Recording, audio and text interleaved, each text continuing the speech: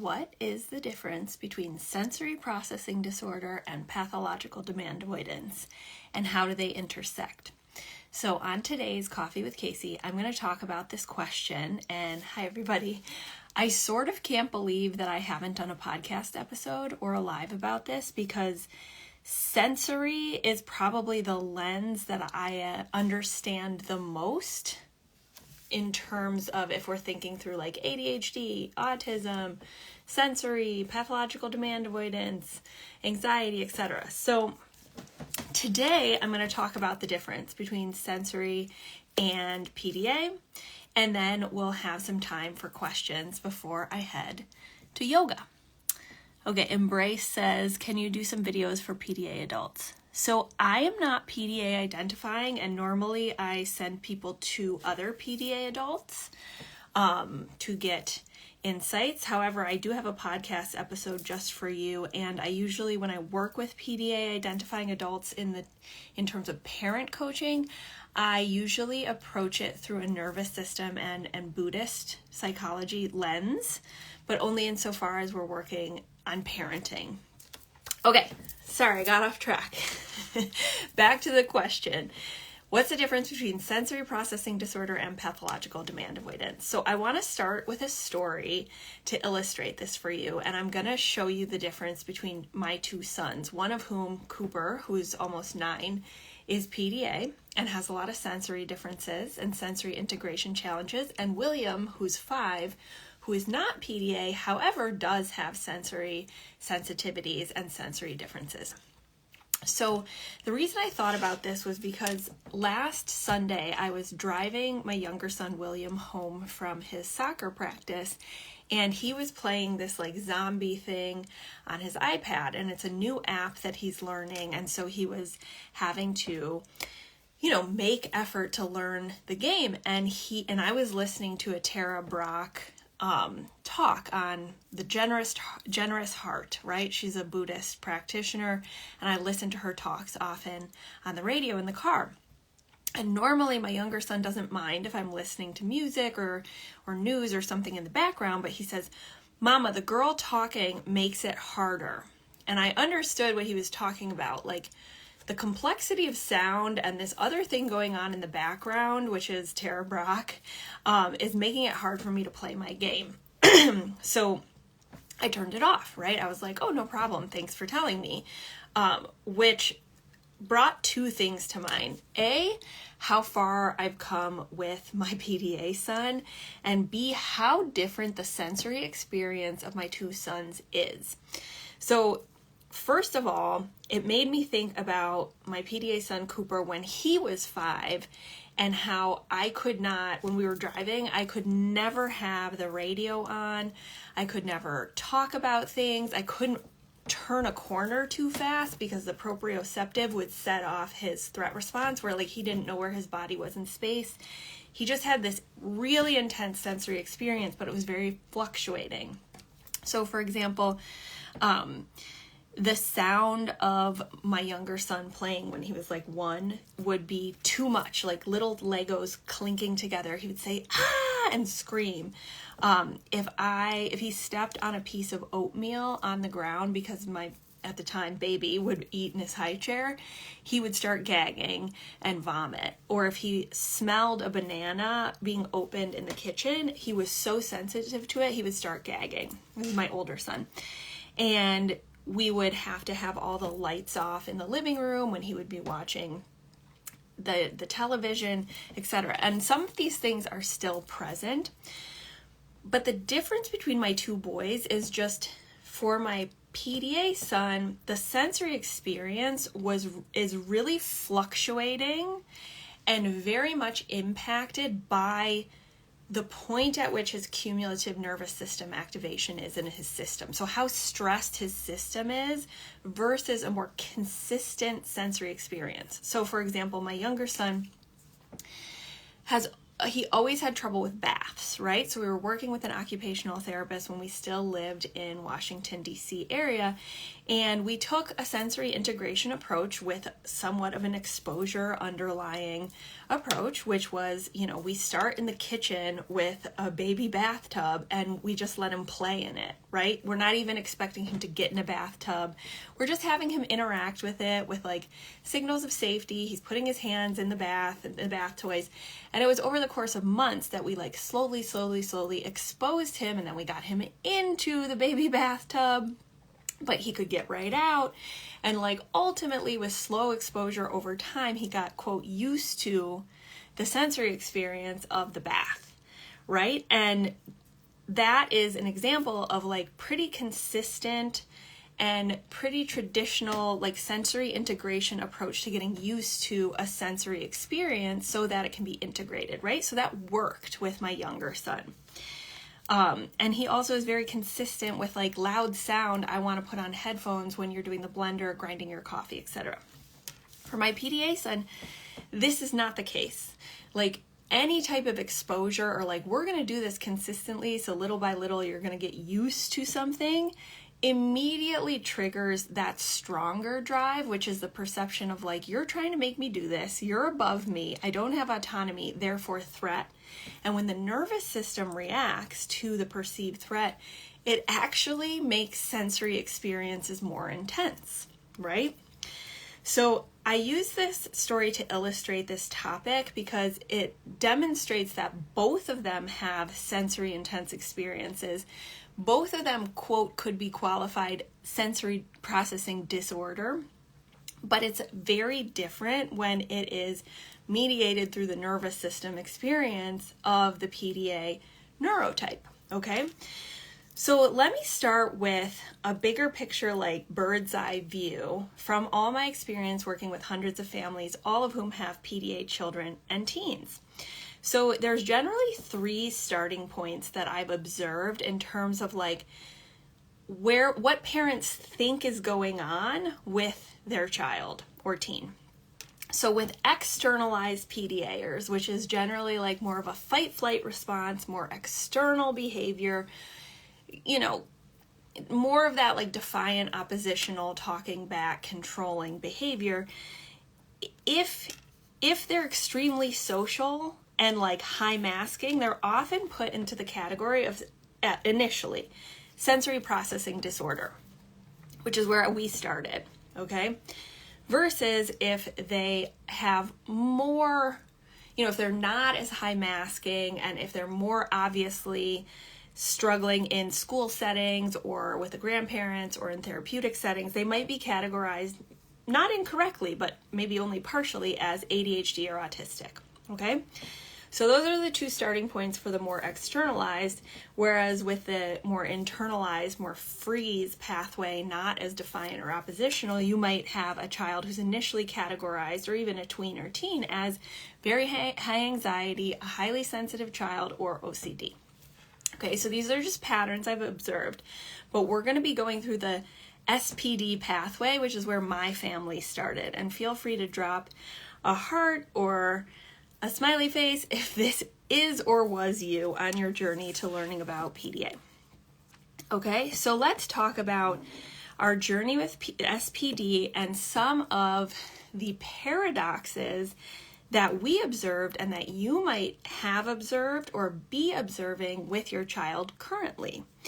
So, for example, my son, one of the main struggles that he had was a basic needs struggle, which is eating. Right? He increasingly stopped eating when he was around 4.5 and he wouldn't eat, right? It was very distressing. So we started feeding therapy in a play-based setting. We did the SOS approach, which is like 32 steps to get to the point where you're actually putting food in the mouth, where the child is putting food in their mouth. And it really just starts with like, we're in the same room as a saltine.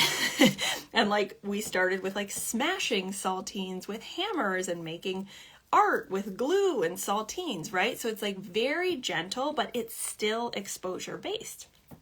Okay, so we immediately made a lot of traction where my son would engage with a bridging food, right? So let's say he only ate Lay's potato chips, and so now we're trying like wavy chips with a little bit different sensory experience, similar taste, but like maybe avocado oil instead of like canola oil, right? And he would immediately start eating those. And so he was quickly expanding, and through the sensory lens, it was like the OT was like, oh, he's making such good progress, right? And he was, except he had this pattern where he would drop a food. Once he would expand into another one, he would drop another one. So he's always staying in this small band of processed food, right? And what was confusing was if you're only looking at it through the sensory logic, the logic is around getting used to flavors, textures, the way it feels in your mouth, the way that it smells. And so when you bridge to another food, the theory or logic behind the sensory lens is like, oh, you've added another food and now it's there. You're used to it, right?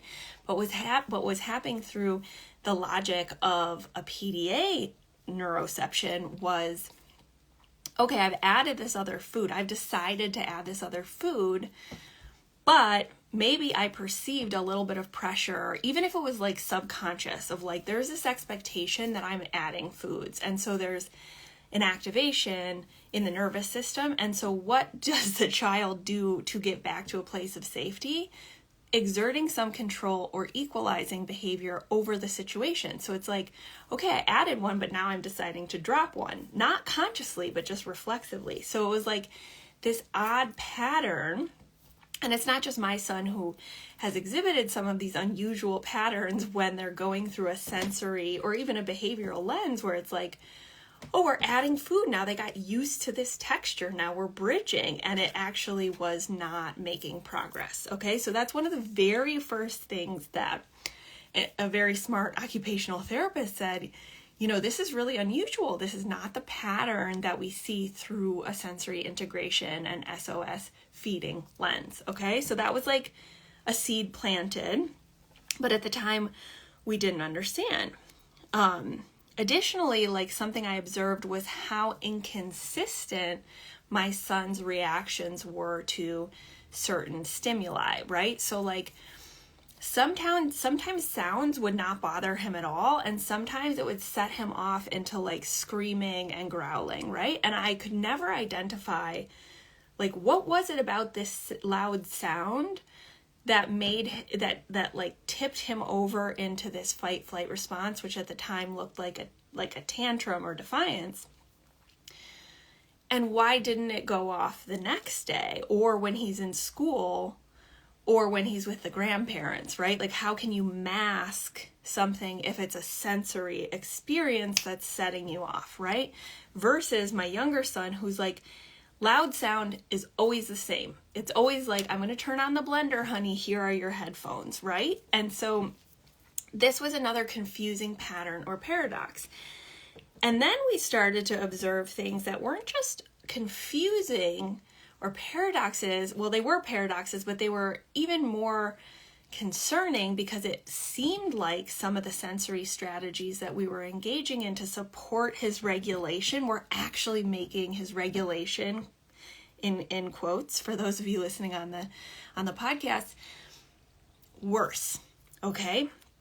And this is where we start to see why it's so important to think through the logic of a PDA brain, even if we're also considering sensory differences in sensory processing disorder, because sensory strategies were starting to make things worse. Okay, so at first, these were small things like, okay, I'm going to buy this fidget spinner. I'm going to buy him compression socks and tagless shirts. I'm going to get him a weighted blanket. And I went all in the like, I have these tools that are going to fix or support his sensory differences, right?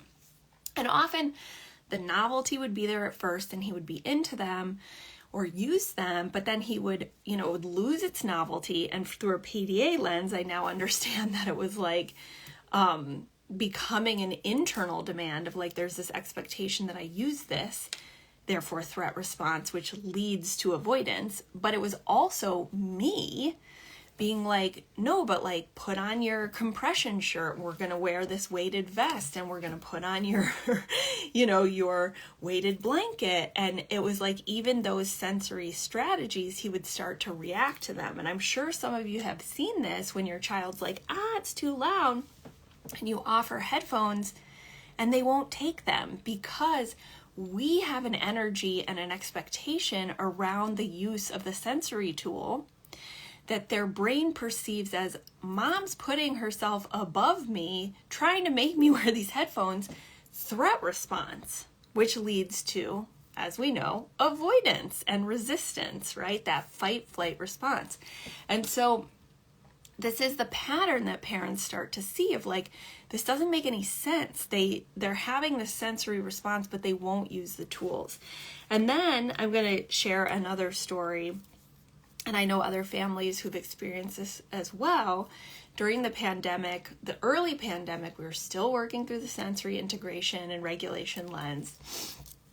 And my husband was like starting work late, so he and I could set up an obstacle course and for a half an hour, like encourage him to run through it and like get his heavy work and get his movement and get his sensory input so that he would be regulated for the rest of the day. But what was happening? The energy of our expectation, the pressure we were putting on him to do the obstacle course was actually offsetting any benefits and overriding it because he was starting to refuse, right? Because there was his dad and me above him making him do it, not in an aggressive way, just like, come on, you can do it. Like, let's do this. Mom and dad will do it with you. And the longer we did it, the more he resisted, right? And the more we pushed, the more times his fight, flight, or freeze response is activating in his nervous system and getting him close to the threshold of tolerance, which is when we see impact on basic needs and constant fight, flight behavior, equalizing, and avoidance, okay? But at the time, we didn't understand this. And this is why I'm sharing it with you, so that you don't waste so much time and have so much confusion and self-loathing and all the things that so many of us experience because we think we're doing the right thing. And we are, in a sense of like, the right thing is to try and support your child to be well, but we're doing it through a lens that's actually counterindicative to what their nervous system needs. Okay. And then finally, I'll just use one more example because I've worked with clients for whom this has been the case, and I just want to mention it. So we did a listening therapy called the Focus program, which is to support, it's often used with ADHD kids, but it's like a listening therapy. And we had done the Safe and Sound protocol, which I saw benefits from when he was young, like 5. And so I was like, great, let's do the other listening therapy. This is like pre-PDA awareness. And so I had my mindset, I'm like, okay, we're going to do all these exercises and we're going to do it 30 minutes a day. And I invested so much money and time in this technology, which I'm sure is very helpful for certain children. And I'm not speaking against this therapeutic modality. I'm just illustrating that like I got attached to it and I was like, okay, this is going to fix him.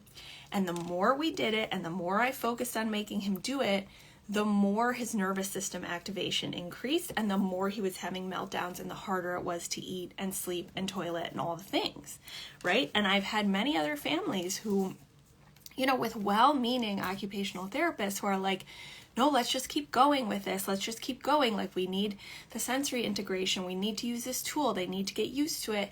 And that's actually working against the child's regulation, right? And so what we want to do is, rather than thinking of things in a binary way of like it's sensory processing disorder or PDA, we just want to understand our lenses and our prioritization, right? So often, because sensory processing disorder is better understood than PDA, most people, including parents, including myself, including well-meaning therapists, are going to first put on their sensory processing lens and work on sensory and then think about other things like nervous system, autonomy, equality, and all of that. And that's fine for a lot of neurodivergent children. However, for PDA kids, we always need to put our nervous system autonomy and equality PDA lenses on first. Because if we're not prioritizing autonomy above the sensory, we're gonna get ourselves in a situation where it makes things worse. It undermines connection, it undermines trust, it undermines their nervous system, right? And that's the example I gave with the obstacle course. There's nothing wrong with obstacle courses. Sometimes we do them still because my son says, hey, can we build an obstacle course, rather than me being like, we're gonna do this every day so you can regulate your nervous system. So that's the switch that we want to always make. And I have to come back to it also when we're doing, when we're doing sensory stuff or in an occupational therapy setting. It has to be, if he's feeling pressure or he's feeling like the skills are something that he has to learn, he's going to avoid and resist and shut it down, right? So we're always coming back to that autonomy, equality, getting to make decisions, having control of the session for the child in a strewed environment, so that we're prioritizing that first. And then I just want to mention that, again, this isn't binary, right? Like sensory is super, super important for PDA kids. I've been rereading polyvagal theory because it's so technical, and I'm not a neuroscientist, but like one of the new things about polyvagal theory, which only came out in 2011, which by the way is only 12 years and very young for like an academic theory. One of the things that's different about how polyvagal theory understands the nervous system is that it's bidirectional, right? So it's not just our brain sending signals to our organs through the vagal pathways. It's also 80% of it from the organs up to our brain is coming from the sensory experience. Okay, so the sensory experience of the PDA child or teen will fluctuate dramatically with nervous system activation. Okay, and as I said, my younger son, super consistent, versus my older son, who, when he's regulated, may be able to tolerate certain textures of food. He may be willing to try certain things. He may be fine with the lights on. He may be fine with me doing the coffee blender. He might even let me listen to the radio while he's reading or doing something on his iPad in the car, which was totally unheard of when he was in nervous system burnout, right? But it fluctuates, and it's an indicator of what's going on beneath the surface. And I just want to tie it into the nervous system again, because even though I'm not PDA identifying, I do have a very sensitive nervous system. I've been diagnosed with panic disorder, and it's something I struggle with and work on, right? So when I've done, for example, EMDR therapy or the Safe and Sound protocol for myself, which is like sensitizing you as you reprocess a traumatic memory or as you work on some of this nervous system stuff, I always notice my own sensory experience gets super heightened afterwards. Why? Because my nervous system is working, right? Like it's being taxed, or there's stress on it. So, every sound is super intense to me. I can hear the sound of lights buzzing. I'm more particular with eating. I make my husband, when I wash the dishes, take out the gunk from the sink. I get really cold easily, right? So it's even though my root cause for the nervous system activation is not the perception of losses of autonomy and equality, the nervous system mechanism is the same in the sense that it interacts with the sensory experience. So, if there's one thing you take away from today's live about sensory processing disorder and PDA, is that the main switch you want to make is just what lens you're viewing things through first, right? So we're not pushing sensory strategies, therapy, or approaches in lieu of autonomy first, because it will counteract what you're trying to do. Okay, so I am going to go to yoga in 5 minutes, but I have a minute to answer a question, and I'm sorry that took longer than I was expecting, but I'll see if there's anything about sensory here. Okay. Welcome to you all. Currently working with OT to work on 6-year-olds proprioceptive, sensory, super interesting stuff. Thanks. Yeah. Yeah, and like I love occupational therapy. I think occupational therapists are amazing. I think it's super helpful. It just has to be sequential, and it has to be done through the PDA lens and felt safety first, or else the OT can make things worse for a PDA kid. As a grandparent, how do you convince daughter-in-law my granddaughter has PDA or some spectrum of it? Ooh, that's a little bit outside of the scope of what I feel comfortable talking about. Yeah, the same person says, after finding your channel, I had a flashback response of my son from 34 years ago. Yeah, it's genetic, so it's not uncommon. It's not uncommon that grandparents will reflect back, be like, oh, my son was diagnosed with an oral aversion when he stopped eating.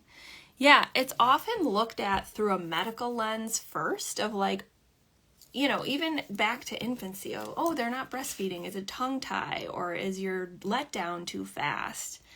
You know, do you need to express your milk before they're feeding? Whereas like sometimes what's going on isn't like a physical impairment, it's a nervous system impairment, and that does impact the physical. But often, like, if a doctor's looking for, like, you know, is something going on in the mouth, right? Like, we had this too of like, okay, you know, is there a sensory aversion? Do we need to desensitize the mouth and like put in like those like rubber things that you can like chew on and move around the mouth and get used to, so that like the mouth itself doesn't have as much sensitivity to the tactile sensation or the gag reflex, right? But like that's not what was going on. What was going on is the brain's perception on a subconscious level, which is neuroception. It's not even in the conscious awareness of the child or teen of like,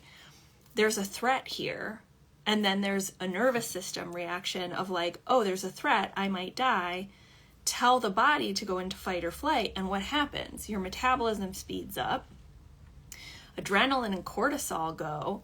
Your body wants to get rid of fluids so that you can run or fight faster. And so, of course, you're not going to want to eat, right? Because your body is preparing to fight the lion, right? But there's nothing in the mouth that's like, oh, that's why, right? And that's where the mindset shift starts, because that's the point of confusion. And if we're starting off from the wrong assumptions about the root cause, then we're never going to be able to help these kids. Okay, so I will leave it at that. I hope that was helpful to you guys, and I will see you again soon. Okay, bye.